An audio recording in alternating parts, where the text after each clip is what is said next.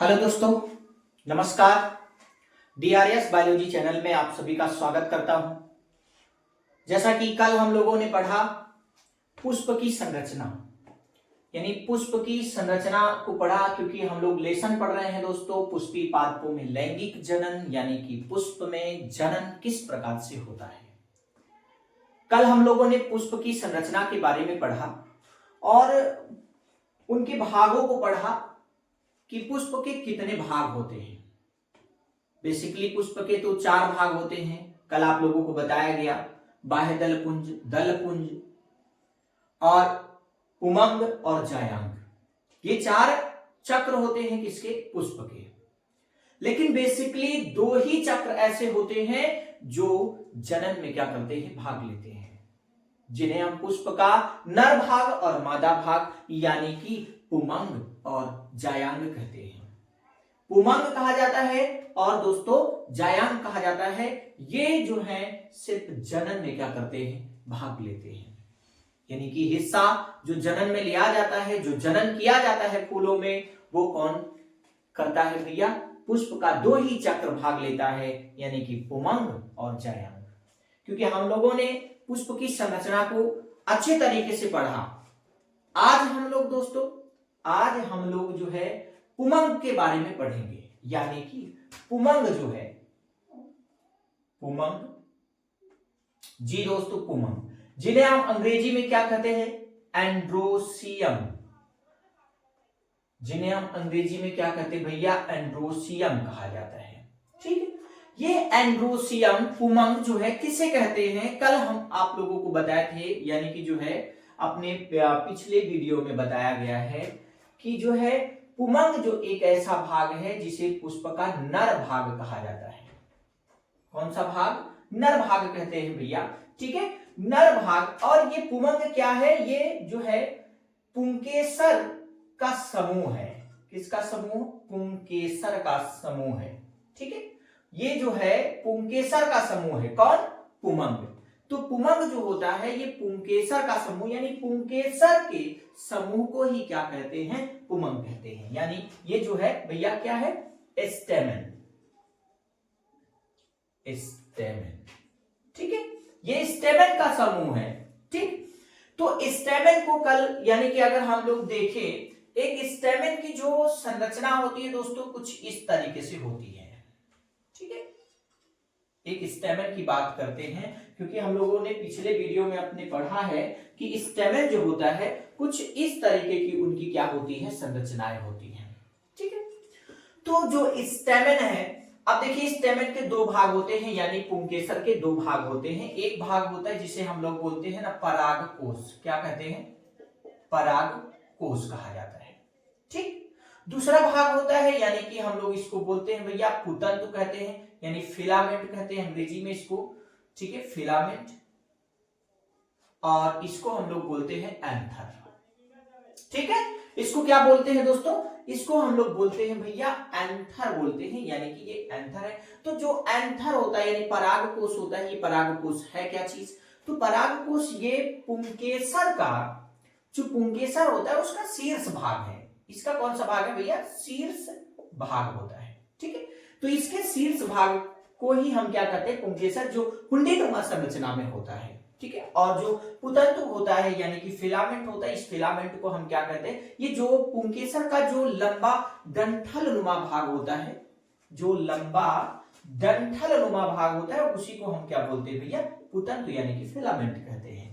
तो आज हम लोग जो है पुंकेसर का ही, यानी कि एक यूनिट, जिसे हम लोग किसकी यूनिट कहते हैं भैया? पुमंग की यूनिट कहते हैं, यानी पुमंग की इकाई को क्या कहते हैं? पुंकेसर कहा जाता है, स्टेमेन कहते हैं हम लोग। ठीक है, बिल्कुल समझेंगे भाई, बिल्कुल बिल्कुल चिंता ना करिए। ठीक, चलिए, तो जो पुंकेसर होता है, पुंकेसर की जो होता है कितने भाग होते हैं? 2 भाग होते हैं। पुंकेसर के भैया कितने भाग होते हैं? 2 भाग होते हैं। एक तो होता है परागकोश और दूसरा होता है पुतंतु। तो परागकोश को हम अच्छे से जानेंगे, पुतंतु तो एक डंठल नुमा सिर्फ क्या है? ये संरचना है। ठीक है, तो आज हम लोग जो है किसको पढ़ेंगे? परागकोश को पढ़ेंगे। तो आइए हम लोग समझते हैं परागकोश के बारे में। ठीक है, तो चलिए हम लोग जरा समझते हैं किसको भैया दोस्तों? परागकोश कोश के बारे में। ठीक है, तो परागकोश किसका भाग है भाई? परागकोश पुंकेसर का शीर्ष भाग। यहां पे देखिएगा पुंकेसर का कौन सा भाग होता है? परागकोश शीर्ष भाग होता है। ठीक है, तो देखिए अगर हम परागकोश की बात करते हैं दोस्तों, तो परागकोश जो होता है हमारा, ये परागकोश जो होता है एक हुंडीनुमा संरचना है और ये ना द्विपालित होता है, यानी परागकोश द्विपालित होता है। परागकोश ये द्विपालित होता है, द्विपालित होता है। ठीक है, द्विपालित होता है।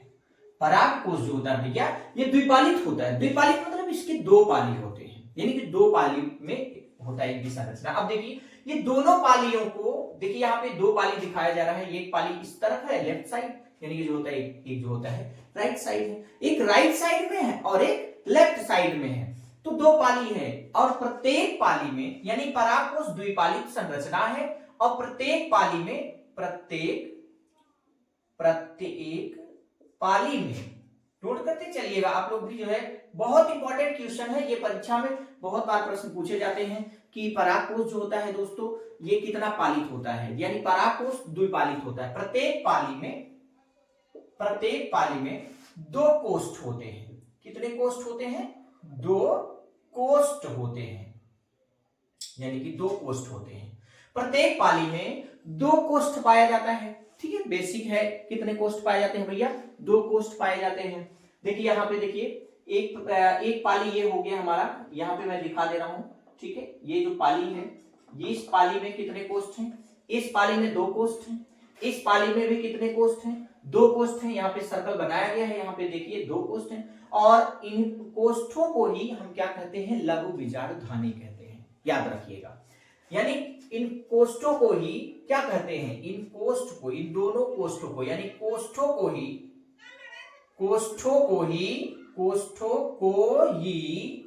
क्या कहते हैं भैया? कोष्ठों को ही लघु बीजाणुधानी कहते हैं, यानी लघु जो होता है बीजाणुधानी कहते हैं, लघु बीजाणुधानी कहते हैं। ठीक है, लघु बीजाणुधानी, चाहे इसको तो परागधानी भी कहते हैं भैया। किस नाम से जानते हैं? एक नोट कर रहिएगा, जानते रहिएगा का परागधानी। कौन से नाम से? परागधानी के नाम से भी जाना जाता है। तो इन परागधानी की संख्या कितनी होती है? जैसे परीक्षा में प्रश्न आता है अब कि परीक्षा में प्रश्न आएंगे कि एक परागकोश में लघु बीजाणुधानी अर्थात परागधानी की जो होती है संख्या कितनी होती है? तो बेसिक बात है कि एक पाली में दो है, यानी कि कोष्ठ है, दो लघु बीजाणुधानी है। तो जो होता है दोनों पाली में कितने लघु बीजाणुधानी होंगे? कितने परागधानी होंगे भैया? 4 होंगे, यानी कि नंबर 4, यानी कि इनकी संख्या कितनी होगी? 4 होगी। लेकिन एक चीज याद रखिएगा, बहुत ही इंपॉर्टेंट क्वेश्चन। ठीक है, ये जो द्विपालित, जो परागकोश द्विपालित होगा उसमें यानी कि जो होगा 4 लघु बीजाणुधानी होंगे। लेकिन कुछ ऐसे हैं मलवेशी कुल के पादप, यानी कि मलवेशी, ठीक है, मलवेशी कुल का पादप जो होता है, याद करिएगा, मलवेशी कुल का पादप, ठीक है, पादप के परागकोश मलवेशी कुल के पादप के परागकोश एक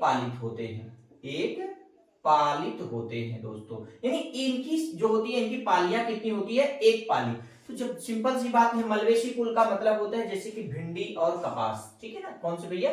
भिंडी और कपास, याद रखिएगा, भिंडी और कपास। ठीक है, तो भिंडी और कपास में जो परागकोश होता है उनमें लघु बीजाणुधानी की संख्या कितनी होगी? 2 होगी, यानी 2 लघु बीजाणुधानी होगी, 2 लघु बीजाणुधानी पाई जाती है। ठीक है, 2 लघु बीजाणु क्या होती है भैया? धानियां पाई जाती है। बहुत सिंपल है, जब एक पाली रहेगा तो 2 लघु बीजाणुधानी, जब 2 पाली रहेगा तो 4 लघु बीजाणुधानी होते हैं। अच्छा, अब इन पालियों को याद रखिएगा, इन पालियों को जो जोड़ने वाली कोशिकाएं होती हैं भैया, इन पालियों को जो जोड़ने वाली, यानी कि जो होता है ऊतक होते हैं, इन पालियों को जोड़ना भी तो होता है। जैसे 2 पाली है, 2 चैम्बर है, यहाँ पे देखो, ये इसको, इस पाली को, इस पाली को, ठीक है, ये फर्स्ट हो गई, ये सेकंड पाली। तो इन और इन पालियों के बीच में ना एक योजी होता है, यानी योजी ऊतक होता है। योजी इन दोनों पालियों को जोड़ने का काम करती है। ठीक है, यानी कि अगर पूछा जाता है दोनों पालियों के बीच जो संबंध होता है, जो ऊतक होता है, वह ऊतक क्या कहलाता है? वह एक ऊतक योजी कहलाता है। क्या कहलाता है भैया? योजी कहा जाता है, इसको याद रखिएगा। ठीक है, तो ये है किसके? परागकोश की संरचना, यानी कि परागकोश की स्ट्रक्चर ऑफ एंथर। ये कटे हुए, अगर आप एक परागकोश को काट करके हम देखते हैं, देखने पर कुछ इस तरीके की संरचनाएं यानी कि दिखती हैं, तो सिंपल सी बात है भैया, परागकोश जो होता है यह एक कैसी संरचना है? द्विपालित संरचना होती है और प्रत्येक पालियों में 2 कोष्ठ पाए जाते हैं और उन कोष्ठों को हम क्या कहते हैं? लघु बीजाणु धानी कहते हैं। ठीक है, लघु बीजाणु धानी में याद रखिएगा, देखिए लघु बीजाणु धानी में ही किसका निर्माण होता है जानते हैं? लघु बीजाणु धानी में ही परागकण का निर्माण होता है भैया। लघु बीजाणु का, किसका? लघु बीजाणु का निर्माण होता है। ठीक है ना, किसका? लघु बीजाणु, यानी कि लघु बीजाणु का निर्माण होता है। ठीक है, लघु बीजाणु यानी परागकण का। ठीक है, परागकण का क्या होता है? निर्माण होता है। ठीक है भैया, जो पॉलन ग्रेन होता है, यानी इनको हम क्या कहते हैं? Pollen grain. ठीक है ना, पॉलन ग्रेन कहा जाता है अंग्रेजी में भैया। पॉलन ग्रेन ये कहां बनता है? पुष्पों में। अब प्रश्न जैसे कि आ जाता है, ठीक है, प्रश्न आ जाता है कि यानी कि परागकणों का निर्माण कहां होता है? तो सीधी सी बात है, परागकण का निर्माण परागकोश में होता है। ठीक है, कहां होता है? परागकोश में होता है। तो परागकण का निर्माण परागकोश में होता है, लेकिन अगर प्रश्न पूछ लिया गया कि परागकण का जो निर्माण होता है, ठीक है, वो जो होता है कहां पर होता है, यानी परागकोश के किस भाग में होता है? तो भाई लघु बीजाणु धानी में होता है। कहां पे होता है? लघु बीजाणु धानी में होता है परागकण का। तो चलिए अब हम लोग परागकोश तो जान गए कि यानी परागकोश क्या होता है। बेसिक चीजें, बहुत इंपॉर्टेंट चीज है कि जो होता है, वैसे तो बेसिकली हर परागकोश में जो होता है द्विपालित होता है, यानी कि 4 लघु बीजाणु धानियां होती हैं, लेकिन कुछ ऐसे जैसे मलवेशी कुल के पौधे जैसे भिंडी और कपास में एक ही पाली जो होता है परागकोश होता है, अर्थात उसमें 2 ही लघु बीजाणु धानी पाई जाती है। बेसिक आप लोग इसको नोट कर लीजिए, स्क्रीनशॉट ले लीजिए। फिर इसके बाद हम लोग पढ़ते हैं किसको?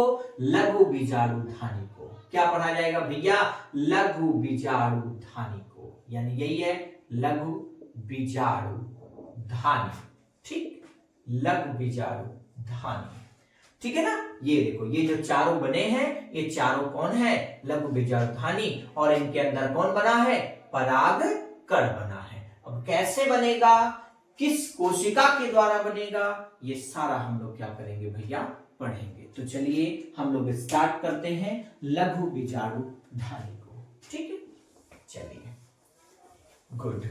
समझ करके पूरा अच्छे से समझेंगे हम लोग दोस्तों, पूर्ण रूप से समझेंगे, बिल्कुल समझ में आएगा, बिल्कुल समझ में आएगा दोस्तों। ये जो है आपके नीट में प्रश्न पूछे जाते हैं, ये बहुत ही यूजफुल है। आप यदि आप लोगों को समझ में आ रहा है तो आप अपने दोस्तों को भी क्या करिए? शेयर करिए, ताकि उन्हें भी मदद मिले। ठीक है दोस्तों, चलिए अब हम लोग पढ़ेंगे लघु बीजाणु धानी को। लघु बीजाणु धानी को, लघु बीजाणु धानी। ठीक है, लघु बीजाणु धानी। लघु बीजाणु धानी का मतलब है माइक्रोस्पोरोजिनस, इसको कहते हैं हम लोग अंग्रेजी में माइक्रोस्पोरोजिनस, यानी कि जो होता है लघु बीजाणु धानी सैक है। ये एक क्या है? एक सैक है, एक धानी है। ठीक है, और उस धानी में बनेगा कौन? उस सैक में बनेगा कौन? लघु बीजाणु बनेगा। कौन बनेगा? लघु बीजाणु बनेगा। तो जो लघु बीजाणु धानी होती है, इस लघु बीजाणु धानी में इसके 2 मुख्य भाग होते हैं, यानी कि इसके 2 मुख्य भाग होते हैं। याद रखिएगा, इसके 2 मुख्य भाग होते हैं। ठीक है। लघु बीजाणु धानी के दो मुख्य भाग होते हैं। पहला भाग होता है परागधानी भित्ति, परागधानी भित्ति, ठीक है ना, परागधानी भित्ति होता है भैया, ठीक है, वेरी मोस्ट इंपॉर्टेंट। पहला भाग जो होता है लघु बीजाणु धानी का परागधानी भित्ति होता है, और दूसरा भाग जो होता है दोस्तों वो लघु बीजाणु जन ऊतक होता है। लघु बीजाणु जन ऊतक होता है, लघु बीजाणु जन ऊतक होता है, ठीक है। जो पहला भाग है वो होता है लघु बीजाणु यानी कि जो होता है परागधानी भित्ति होती है, और जो होता है भैया ये जो होता है लघु बीजाणु जन ऊतक होता है। ये अधोस्तरीय होता है, याद रखिएगा। परागधानी भित्ति जो होती है ये अधोस्तरीय होती है, ठीक है। तो परागधानी भित्ति मतलब होती है दीवार यानी कि लेयर। किसके लेयर होंगे बताइए? लघु बीजाणु धानी के। यानी ऐसी जो संरचना अभी आप लोगों ने देखा, इस प्रकार का जो संरचना हमने देखा, इसके 4 स्तर ऐसे दिखाई देंगे। कितने स्तर दिखाई देंगे? ऐसे बने रहेंगे, 4 स्तरीय का होता है, यानी कि ये 4 स्तर ऐसे बनते हैं इसके अंदर, ठीक है। तो जब 4 स्तर बनते हैं, यानी कि देखिए इससे 4 स्तर, परागधानी भित्ति होती है जिसको हम लोग बोलते हैं परागधानी भित्ति, ये अधोस्तरीय होती है, ठीक है। तो अधोस्तरीय जो होता है परागधानी भित्तियां ये 4 प्रकार की होती हैं। अब याद रखिएगा परागधानी भित्ति जो होती है ये कितना स्तरीय होता है भैया? तो परागधानी भित्ति को हम लोग पढ़ेंगे, परागधानी भित्ति एक एक करके हम लोग क्या करते हैं, पढ़ते हैं। चलिए ठीक है, वेरी मोस्ट इंपॉर्टेंट, ठीक है। परागधानी भित्ति, परागधानी भित्ति के यानी कि ये अधोस्तरीय भित्ति होती है, या जो होती है अधोस्तरीय, ठीक है, ये अधोस्तरीय भित्ति होती है, याद रखिएगा ये अधोस्तरीय भित्ति होती है, ठीक। कौन? परागधानी भित्ति। और इसके 4 स्तर होते हैं, यानी इसके 4 स्तर होते हैं। कितने स्तर भैया? इसके 4 स्तर होते हैं, ठीक है। यानी कि इसके 4 लेयर होते हैं भैया, 4 परत होती है, 4 भित्तियां होती हैं। यानी जो होता है जो परागधानी भित्ति होती है, परागधानी भित्ति की कितने स्तरें होती है, कितनी परतें होती हैं, कितने लेयर होते हैं? तो ये 4 स्तर होते हैं। पहला जो होता है दोस्तों, ठीक है, पहला एक एक करके हम लोग समझते हैं। पहला जो होता है ना बाह्य त्वचा होता है, ठीक है, अर्थात आप कह सकते हैं बाह्य स्तर। क्या कह सकते हैं? बाह्य स्तर कह सकते हैं, ठीक है, जिसको हम लोग एपिडर्मिस के भी नाम से जानते हैं। किसके नाम से? एपिडर्मिस के नाम से जानते हैं, यानी कि बाह्य स्तर के नाम से जानते हैं। तो ये बाह्य स्तर यानी परागकोश, ठीक है, किसका?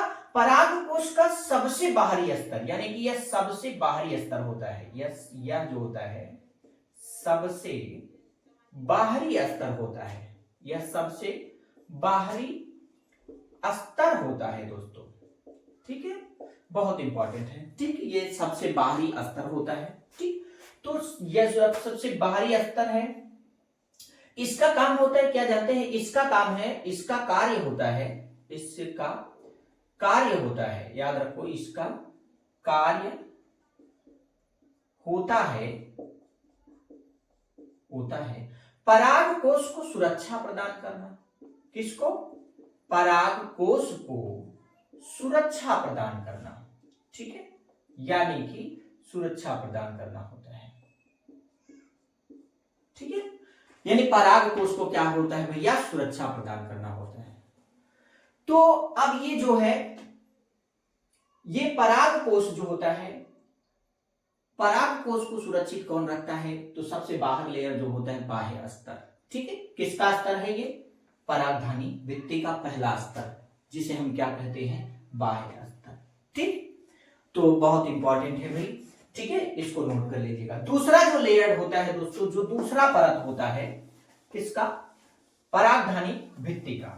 परागधानी भित्ति का जो दूसरा स्तर होता है उसको हम लोग देख लेते हैं। जो दूसरा स्तर होता है परागधानी भित्ति का, ठीक, क्योंकि परागधानी भित्ति के 4 स्तर होते हैं। जो दूसरा होता है भैया वो होता है अंतस्थीसियम,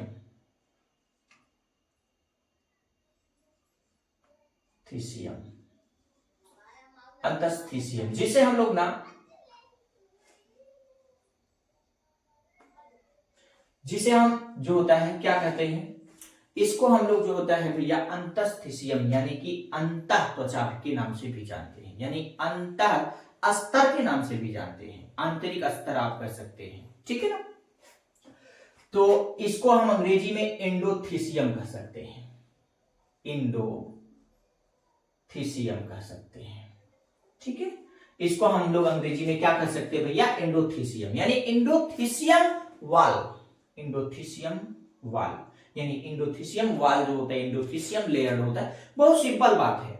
बाहर जो बाह्य स्तर था, जो बाह्य लेयर था अभी जो हम लोगों ने पढ़ा, बाह्य लेयर के जो अंदर यानी कि जैसे ये बाह्य लेयर हो गए, इसके जस्ट यानी कि नीचे, इसके जस्ट नीचे जो होता है कौन उपस्थित होता है जानते हैं, अंतस्थिसियम, यानी अंतस्थिसियम जो होता है, इंडो यानी कि थीसियम जो लेयर होता है वो अंतस्थिसियम लेयर जो बाह्य त्वचा होती है, बाह्य स्तर होता है, उसके जस्ट नीचे उपस्थित होता है, ठीक है। और इसमें जो होती है जो कोशिकाएं होती हैं, अर्थात ये एक स्तरीय होता है, याद रखना ये कितना स्तरीय होता है, एक स्तरीय, यानी यह जो होता है एक स्तरीय, यह एक स्तरीय होता है, ठीक है, एक स्तरीय होता है, ठीक, यह एक स्तरीय होता है।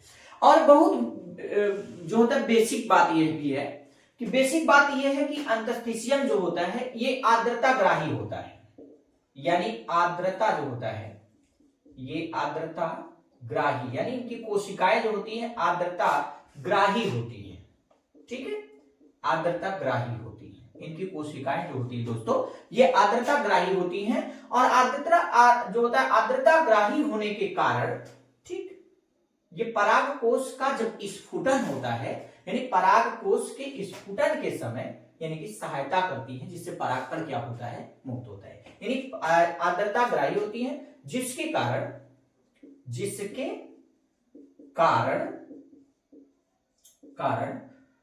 जो होता है पराग कोश के उस स्फुटन में सहायता करती है, के स्फुटन में क्या करती है दोस्तों, सहायता करती है, बहुत इंपॉर्टेंट है। यानी अगर देखा जाए तो आर्द्रता ग्राही होने के, अगर जैसे प्रश्न पूछ लिया जाता है भैया, अब अगर इसमें प्रश्न पूछा जाता है कि जो अंतस्थिसियम जो यानी कि वाल होता है, अंतस्थिसियम एंडोथीसियम जो लेयर होता है, ये एंडोथीसियम लेयर किस प्रकार का कार्य करता है, तो ये इनकी कोशिका जो होती है आर्द्रता ग्राही होती है, जिसके कारण ये परागकोश के स्फुटन के समय, यानी परागकोश जो होता है इस तरीके का जो संरचना होता है परागकोश का, ठीक है, तो जब परागकण इसके अंदर यानी कि लघु बीजाणु जब बन जाता है पूर्ण रूप से, तो ये फटता है, यानी कि रैप्चर होता है, फटेगा, तो फटने में इसको क्या करता है, मदद करता है, जिसके कारण ये परागकण जो होते हैं बाहर की ओर रिलीज हो जाते हैं, यानी कि बाहर की ओर मुक्त हो जाते हैं। तो ये था जो है दूसरा स्तर। कौन सा स्तर दोस्तों, दूसरा स्तर। तो चलिए हम लोग अब चलते हैं तीसरे स्तर के बारे में, यानी किसके तीसरे स्तर को हम लोग पढ़ेंगे, परागधानी वृत्ति का तीसरा स्तर, यानी परागधानी वृत्ति का जो तीसरा स्तर है उसको हम लोग क्या करते हैं, देख लेते हैं, ठीक है। तो परागधानी वृत्ति जो होती है भैया, ठीक है, परागधानी वृत्ति का जो तीसरा वाल होता है, तीसरा लेयर होता है, वो मध्य स्तर होता है, मध्य स्तर, जिसे हम लोग मिडल लेयर कहते हैं, ठीक है, जिसे क्या कहा जाता है, मिडल लेयर। तो मिडल लेयर यानी कि ये मध्य स्तर होता है, ठीक। तो मिडल लेयर में इसमें जो होता है, इसमें जो होता है यह 1 से 3 स्तरीय होता है, यह 1 से कितना होता है, 3 स्तरीय, यानी इसके अंदर 1 से 3 स्तर होते हैं। मध्य स्तर में भी 1 से लेकर के क्या होते हैं, 3 स्तर होते हैं। और जो होता है ये कहां पाया जाता है, मध्य स्तर, ये अंतस्थिसियम यानी एंडोथीसियम लेयर के जस्ट नीचे साइड पे, यानी कि जैसे अगर ये बाह्य स्तर हो गया, ये जो होता है एंडोथीसियम लेयर हो गया, और ये जो तीसरा बनाया गया आपको, ये कौन हो गया, मध्य स्तर हो गया, ठीक है। मध्य स्तर में यानी कि मध्य स्तर में मिडल लेयर में 1 से 3 स्तर होते हैं, यानी कि ये जो मध्य स्तर होता है ये 1 से 3 स्तरीय होता है, ठीक है। वेरी गुड, समझ में आएगा भैया, पूर्ण रूप से समझ में आएगा, ठीक है। चलिए तो ये जो होता है 1 से 3 स्तरीय होता है। काम भी इसका बहुत अच्छा होता है, यानी मध्य में होता है ना, तो काम भी इसका बहुत अच्छा होता है, ये कार्य भी बहुत अच्छा करता है। तो इसकी जो कोशिकाएं होती हैं मध्य स्तर की, यानी कि इसकी जो कोशिका होती है, इसकी कोशिकाएं जो होती हैं, इनकी कोशिकाएं नष्ट होकर ये इनकी जो कोशिका होती है भैया नष्ट होकर के क्या करती है जानते हैं? इनकी कोशिका नष्ट होकर के लघु बीजाणुजन,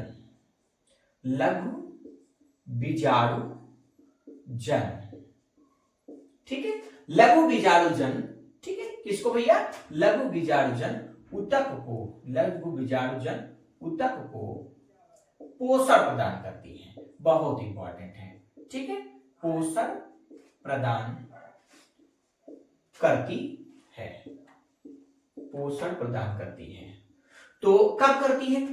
कब करती है? जब कोशिका को स्वयं नष्ट कर लेती है। इसके बाद ये क्या करती है? जो लघु बीजाणुजन ऊतक होता है, क्योंकि दूसरा भाग कौन होता है? दो मुख्य भाग होते हैं ना, किसके? लघु बीजाणुधानी के।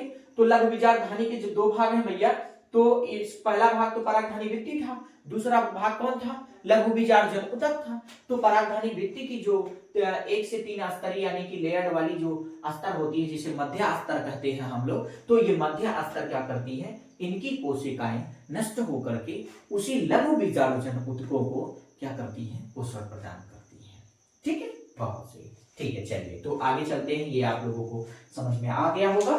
तो आगे हम लोग जो है दोस्तों, आगे अगला लास्ट जो स्तर आता है, क्योंकि हमारा जो लघु बीजाणुधानी है यानी कि परागधानी भित्ति जो होता है, ये 4 स्तरीय होता है। 3 स्तरों को हम लोगों ने पढ़ लिया है।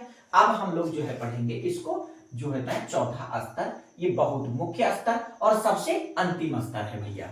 जो सबसे मुख्य स्तर है और सबसे अंतिम स्तर है, जिसको हम क्या कहते हैं? टैपिटम, यानी कि टैपिटम स्तर, ठीक है। इसे अंग्रेजी में भी हम लोग क्या कहते हैं भैया? टैपिटम लेयर कहते हैं। तो ये जो टैपिटम है, ये बहुत, यानी कि ये टैपिटम जो होता है सबसे जो होता है अंतिम भाग होता है, यानी सबसे अंतिम स्तर है, सबसे अंतिम जो है स्तर है किसका?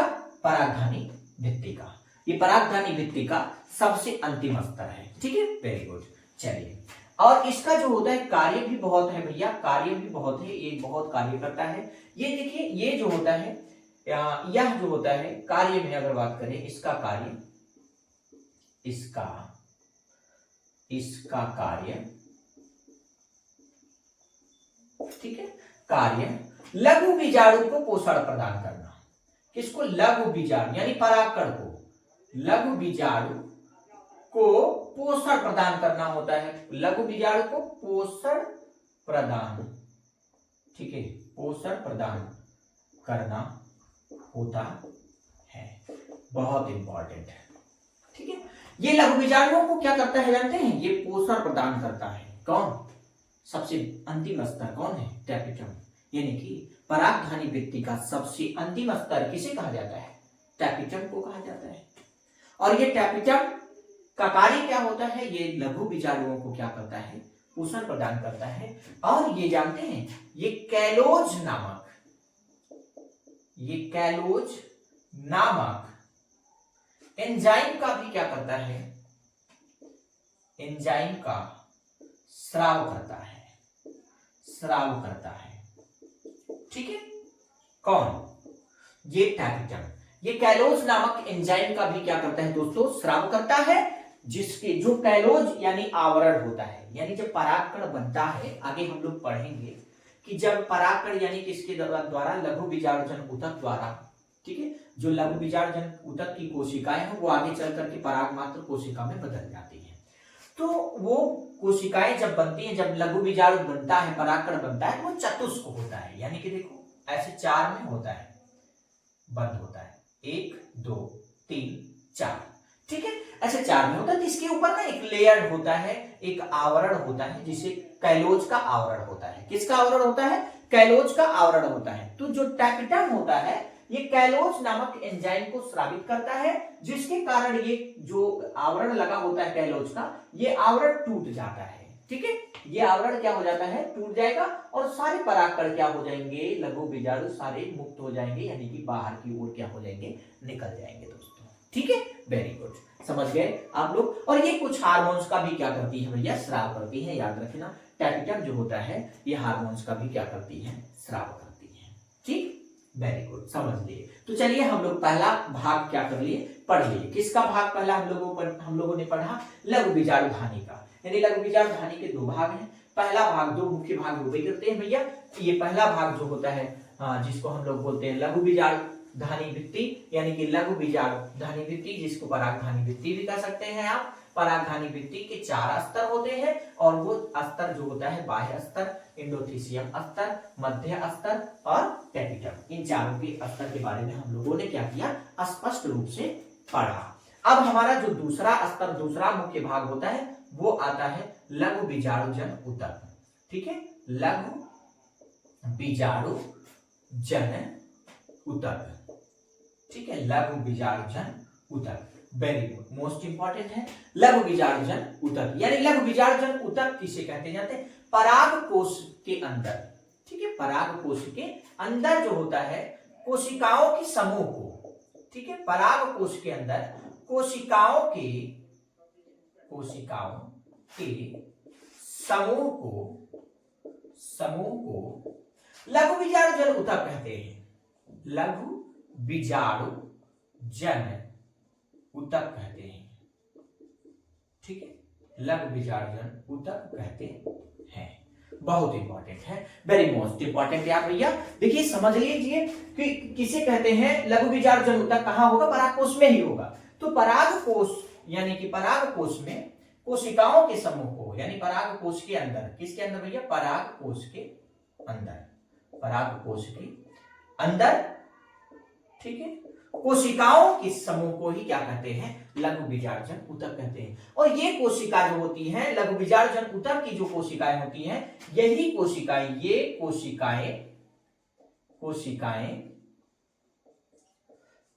कोशिकाएं बाद में पराग मात्र कोशिका, यानी पॉलन मदर सेल, पराग मात्र कोशिका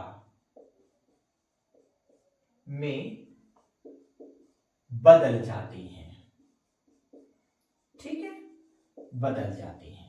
यानी लघु बीजाणु जन की जो कोशिका होती है, जो किसकी, लघु बीजाणु जन ऊतक की कोशिका होती है भैया, यही कोशिका आगे चल करके किस में बदल जाती है, पराग मात्र कोशिका में बदल जाती है। और ये पराग मात्र कोशिकाएं अर्धसूत्री विभाजन के दौरान, यानी जो होता है पराग मात्र कोशिकाओं में अर्धसूत्री विभाजन होगा, और ये अर्धसूत्री विभाजन के दौरान 4 अगुणित, कितने, 4 अगुणित कोशिकाओं का क्या करती है, निर्माण करती है भैया, 4 अगुणित कोशिका बनाती है। ठीक, अगुणित कोशिका का क्या करती है, निर्माण करती है। अगुणित कोशिका का क्या करती है, निर्माण करती है, जिन्हें हम लोग क्या कहते हैं, लघु बीजाणु कहते हैं। और उसकी प्रक्रिया को, उसी क्रिया को हम क्या कहते हैं, लघु बीजाणु जनन कहते हैं। ठीक है, क्या कहा जाता है दोस्तों, लघु बीजाणु जनन कहा जाता है।